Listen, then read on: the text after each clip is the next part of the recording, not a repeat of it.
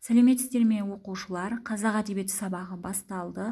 Жаңа тақырып Батыр Баян поэмасы, көркем шығармадағы образ.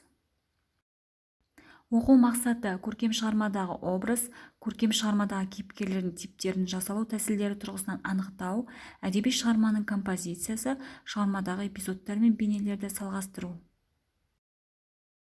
Бірінші тапсырма: поэма кейіпкерлеріне қатысты қандай ой қалыптасты? Өз ойыңыз туралы жазыңыз. Көркем бейнені жасау жолдары.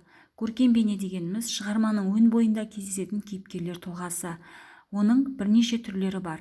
Мысалға, фантастикалық образ, қиялдан туған қаһарман, трагедиялық образ, азапты жайларды бастан көп өткізетін кейіпкер. Қаһармандық геройлық образ, ерлік істермен танылатын кейіпкер. Юморлық образ, шығармадағы күлкілі кейіпкер.